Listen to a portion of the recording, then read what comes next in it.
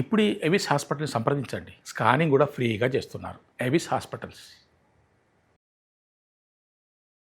నమస్కారం గురుగారు. శ్రీమాత్రే నమః. గురుగారు, తొలి ఏకాదశి వచ్చిందంటే జనాలందరూ కూడా దేవుని దర్శించుకోవాలని చెప్పేసి వెళ్తూనే ఉంటారు. అవునమ్మా. అసలు ఈ తొలి ఏకాదశి గురించి తెలుసుకోవాలి. ఆ రోజు మనం చేయాల్సిన విధి విధానాలు ఏంటి అనే విషయాలు తెలుసుకోవాలనుకుంటున్నామండి. తొలి ఏకాదశి అయినా కానీ ఏ ఏకాదశి అయినా మనం చేయవలసింది భగవంతుని కోసం మనం ఉపవాసం ఉండడం. ఆయన కోసం మనం ఉంటే ఆయన ఇచ్చేది ఏంటి మనకి? ఏకాదశి ఉపవాసం వల్ల అంటే ఆరోగ్యాన్ని, ఐశ్వర్యాన్ని ప్రసాదిస్తాడు ఆయన.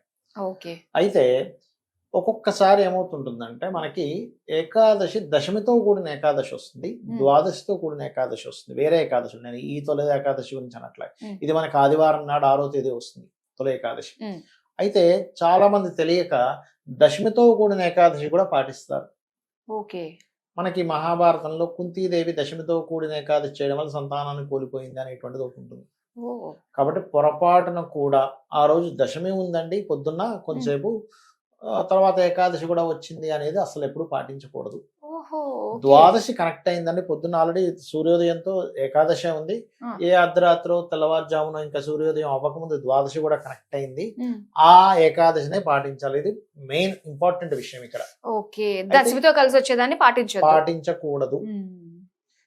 ఇంకొక గమ్మత్తైన విషయం ఏంటంటే, ఎవరైనా ఏకాదశి నాడు మీకు అలవాటు ఉంది ఏకాదశి చక్కగా ఆహారం తీసుకోకుండా స్వామివారి అమ్మవారి నామంతోనే లేకపోతే ఆ యొక్క దీంట్లోనే ఉన్నటువంటి వారికి అర్థమైపోతుంది. మీరు పొరపాటున ఆ రోజు ఏదో తిది చూసుకోకుండా తిన్నారనుకోండి, అనీజీగా ఉంటుంది. అబ్బాయి ఏంటి పొట్ట ఎలాగో ఫుల్గా ఉంది, గ్యాస్ లా ఉంది అంటే అనిపిస్తుంది. తెలవస్తే ఏకాదశి ఉంటుంది ఆ రోజు.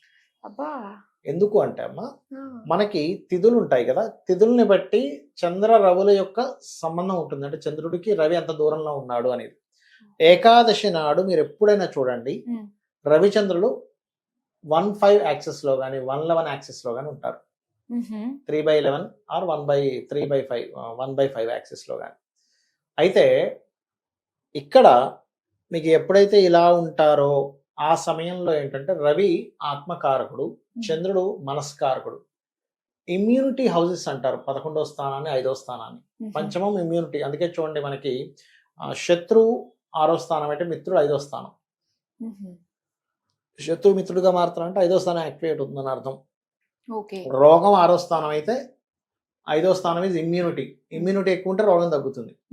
సో ఆ రోజు ఇమ్యూనిటీని బిల్డప్ చేసేటువంటి తత్వం మనలో తయారవుతుంది. ఇప్పుడు ఇమ్యూనిటీ సెట్ చేసుకోవాలి, లోపల మొత్తం క్లీన్ చేసుకోవాలంటే కనీసం 15 రోజులకు ఒకసారి వచ్చేటువంటి ఏకాదశి మనం పాటించాలి. దీని మీద మన వాళ్ళు ఎంత చెప్పినా అర్థం కాక నోబెల్ బహుమతి ఒక అతను, ఆయన జపాన్లో ఒక ఆయన దీని మీద రీసెర్చ్ చేసి నోబెల్ బహుమతి పొందాడంటే అప్పుడు అందరూ పాటించడం మొదలుపెట్టారు. జపాన్లో చేస్తే పాపం మన మహర్షులు ఎప్పటి నుంచో చెప్తూ ఉన్నారు దీని గురించి. అలా మనం గనక ఎప్పుడైతే ఏకాదశి నాడు మీకు శక్తి ఉంది, ఏమీ తినకుండా ఉండగలనండి, ఐఎమ్ ఫిట్ అనుకున్న వాళ్ళు ఏమీ తినకుండా ఉండి జస్ట్ నీళ్ళు తాగుతూ ఉండొచ్చు, తప్పేం లేదు. దీనికి ఉపవాసము అంటే దేవుడికి దగ్గరగా ఉండడం అంటారు, కానీ ఇది కూడా పాటించాలి. భగవంతుడు దగ్గరగా ఉండడం ఒక ఎత్తు, 8 యామములు అంటారు. అంటే 8 యామము ఈజ్ ఈక్వల్ టు 3 hours అమ్మా.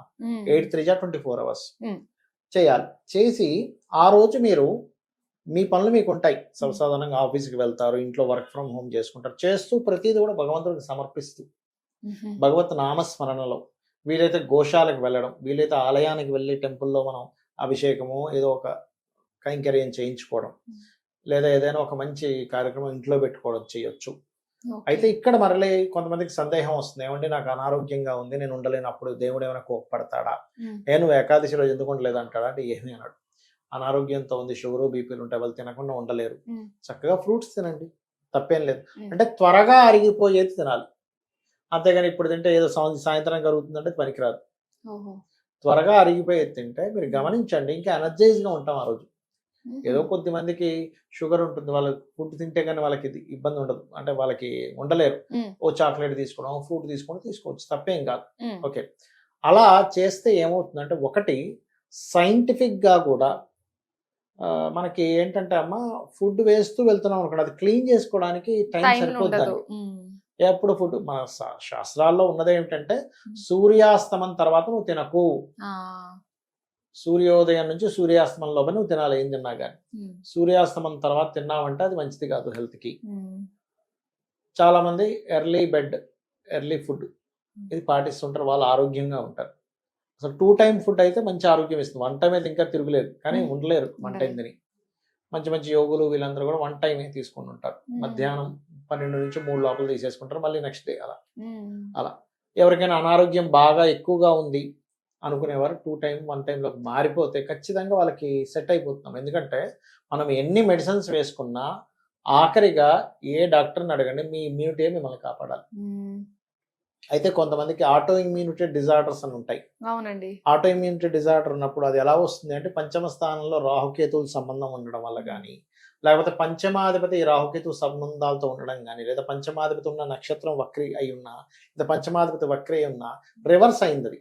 అంటే మనవాడే మనకు రివర్స్ అయ్యాడు, ఈ మన పార్టీ వాడేనండి ఇలా అయ్యాడేంటి, ఇలా చేసాడంటే అంటాం. అలాగే ఇమ్యూనిటీ, మన ఇమ్యూనిటీ మనకు రివర్స్ అవుతుంది.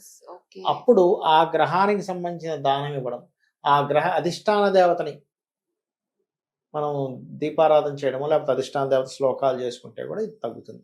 అయితే ముఖ్యంగా ఏంటంటే ఏకాదశి నాడు ఉదయం నిద్ర లేచి కాలకృత్యాలు తీర్చుకొని మీ నిత్య దేవత ఆరాధన చేసేసిన తర్వాత మీరు ఏ పని చేస్తున్నా భగవంతుడికి సమర్పిస్తూ చేసే దీనిలో ఉండాలి. ఇది ఆ ఒక్క ఏకాదశి రోజే కాకుండా మీరు రోజు చేసేటువంటి పనుల్లో ఇది అలవాటు అవ్వాలి. ఏం చేస్తున్నా, ఓ బండి నడిపిస్తున్నాం, అందుకే బండి నడిపించాడు ఒకసారి మొక్కుకుంటాడు, అంటే దైవకార్యంగా భావిస్తూ ఉండాలి. ఏదో నా కోసం చేస్తున్నాను. ఇప్పుడు చూడండి అమ్మ, మీరు ఎవరితో ఫ్రెండ్ ఏదో పని అనుకున్నారు, అది ఒక్కోసారి అవ్వలేదు, మీరు పెద్దగా డిసప్పాయింట్ అవ్వరు, అయ్యో అవ్వలేదేంటి అనుకుంటారు. కానీ మీ సొంత పని అనుకోండి, అప్పుడు ఏమవుతుంది, అయ్యో అవ్వలేదు టెన్షన్. అవ్వలేదు, ఎలాగో అవ్వలేదు ఆ పని, మీరు టెన్షన్ పడడం వల్ల అవుతుందా? లేదు, టెన్షన్ మిగులుతుంది, అంతకుమించి ఏం లేదు. చాలా మంది నన్ను అడుగుతుంటారు, ఏమండి నాకు చాలా టెన్షన్ వచ్చేస్తుంది అండి, ఈ పని అవ్వకపోతే నాకు చాలా ఇబ్బంది అయిపోతుంది అండి, ఏం చేయాలండి అంటే నేను ఒకటే చెప్తా కామెడీగా, ఏంటంటే అవునమ్మా నాకు టెన్షన్ వస్తుంది, కాకపోతే నేను రోజు 24 గంటలు పడకుండా రోజు ఉదయం ఒక సమయం పెట్టుకుంటా, 6 నుంచి 7 లేకపోతే 6 నుంచి 6:15, 6:20 వరకు టెన్షన్ టైం అని. అప్పుడు రూమ్లో పోయి టెన్షన్ పడి బయటకు వచ్చేస్తా. అంటే అదేంటండి అంటే మరి అంతే కదమ్మా, మరి రోజంతా టెన్షన్ పడే కంటే కూడా 20 నిమిషాలు టెన్షన్ పడి బయటకు వచ్చేస్తాను. ఇలాగే కొంతమంది కామెడీ అడుగుతారు, నాకు కోపం వస్తుంది సార్ ఎలా తగ్గించుకోవాలంటే, ఓ పని చేయండి, మధ్యాహ్నం 2 నుంచి 2:30 కోపగించే సమయం అనుకోండి, రూమ్లోకి వెళ్ళండి, 6 గంటల సేపు కోపపడండి, మీ మీద మీరు బయటకు వచ్చేసేయండి కోప సమయంలాగా. అంటే అప్పుడు వాళ్ళకి ఏమవుద్దంటే అసలు నిజంగా అలా ట్రై చేస్తే కామెడీగా అనిపిస్తుంది కోపం అనేది. అదేంటి ఇది కామెడీగా ఉందే అని. ఎప్పుడైతే మీకు చాలా చిన్న విషయము, చిన్న థింగ్ అనిపిస్తుందో అప్పుడు వాళ్ళకి కోపం రాదు, డిప్రెషన్ రాదు, ఏమి రాదు. అయితే గురువుగారు, మరి ఈ ఏకాదశి గురించి చెప్పారు కదా, మరి ఏకాదశిలో ఆషాఢ మాసంలో వచ్చే ఏకాదశి తొలి ఏకాదశి అని ఎందుకు తొలిగా పెట్టడం జరిగింది అంటారు? యా, చెప్తాను, మంచి ప్రశ్న వేశారు. ఇక్కడ ఏంటంటే ఏకాదశి మనకి మన విష్ణుమూర్తి యోగ నిద్రలోకి వెళ్తాడమ్మా. యోగ నిద్రలోకి వెళ్ళినటువంటి మాసం కాబట్టి వచ్చేటువంటిది తొలి ఏకాదశి. యోగ నిద్రలో ఇంకా బాగా గమనిస్తూ ఉంటాడు, ఆయన నిద్రపోడు, అర్థమైందమ్మా. అలా అందుకని తొలి ఏకాదశి. తులారాశిలో చంద్రుడుండి మిథున రాశిలో రవి ఉంటాడు, కామ్యాలు యాక్టివ్ చేసేది. ఈ ఏకాదశి చేయడం వల్ల కామ్యం తొందరగా నెరవేరుతుంది. అందులోని తులారాశిలో ఉండే చంద్రుడికి ముఖ్యంగా ఏంటంటే మీకు ఏదైనా వివాహం అవ్వట్లేదు, లేకపోతే వ్యాపారంలో రాణించలేకపోతున్నాము, ఖచ్చితంగా ఈ ఏకాదశి చేయడం వల్ల ఆ ఫలితం అనేటువంటిది వస్తుంది. అందులో ముఖ్యంగా ఎవరైనా బాగా స్ట్రక్ అయిపోయారు లైఫ్లో, ఈ రోజు గనక గజేంద్ర మోక్ష ఘట్టాన్ని గనక తలుచుకున్నా, విన్నా, చదివినా వాళ్ళకి తగ్గుతుంది. సహజంగా కూడా పొద్దున్నే లేచిన వెంటనే గజేంద్ర మోక్షం చేసుకోండి అని చెప్తూ ఉంటా. నిద్ర లేచిన వెంటనే మీరు గనక ఒక్క 2 నిమిషాలు, ఏమీ లేదు, చాలా సింపుల్ అది. గజరాజు తన సమూహంతో వెళ్తూ ఉన్నాడు అడవిలో, త్రికూట పర్వతంలో జరిగింది, ఇక్కడ కాదు, ఇక్కడ అనుకోగలరు ఎవరైనా, త్రికూట పర్వతంలో జరిగినటువంటి అంశం ఇది. వెళ్తూ ఉండగా దాహం వేసింది గజరాజుకి, సరస్సు దగ్గరికి వెళ్ళింది, చక్కగా నీరు తాగింది, అందరూ నీరు తాగారు. ఉన్న వాళ్ళు అలా ఉండకుండా కొంచెం కోలాహలంగా ఆడుకోవడం మొదలుపెట్టారు. ఎక్కడో లోపల ఉన్నటువంటి మొసలి ఈ శబ్దాలకి బయటకి వచ్చి తన కాలుని పట్టుకుంది గజరాజు.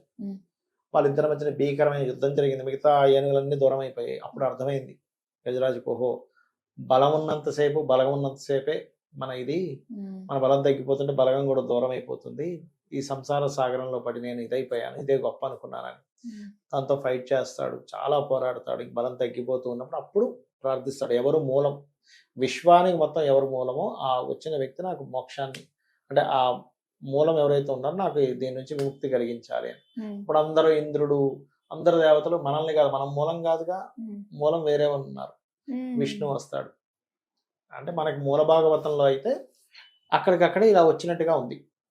కానీ ఈ కొంచెం ఈ రచనా సంబంధంగా సిరికించక్ర చెప్పడు శంకర చక్ర యుగం చేదో ఈ సంధింపడం ఒక శ్లోకం ఉంటుంది.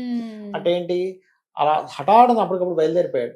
ఆయన వెనకతల శంకు చక్రం అన్నీ ఆయన వెనకతలు వస్తున్నాయి, గద అమ్మవారు కూడా తన పైట పట్టుకున్నట్టు ఆమె అలాగే వచ్చేస్తుంది. అయ్యో గరుకుమంత్రి ఏది ఎట్లా వెళ్ళిపోతున్నాడు ఏంటంటే ఆవిడ అతని వెనకతలు వస్తున్నాడు. అలా వచ్చి ఆ చక్రాన్ని వదిలి ఆ ముసల్ని శిరస్సు ఖండించి ఆ యొక్క గజరాజుకి తన పద్మం అనేటువంటి హస్తపద్మంతో ఒక అతని తల మీద పెట్టడం జరుగుతుంది. అప్పుడు అక్కడున్నటువంటి దాంట్లో సరస్సులో ఉండే ఒక పద్మాన్ని ఇస్తుంది ఆ ఏనుగు. అంటే ఏమిటి, దానికి కూడా ఎక్కడి నుంచి వచ్చింది ఆ సంస్కారం అంటే, ఎన్నో జన్మలుగా ఒక భక్తుడు, ఒక మంచి ఇది, అతను ఒక గంధర్వుడు, అతను యాక్చువల్గా చెప్పాలంటే ఒక రాజు. ఒకరోజు ఒక మునీశ్వరుడు ఉన్నప్పుడు అతనికి చెప్పకుండా, అతన్ని పలకరించకుండా వెళ్ళిపోతుంటాడు.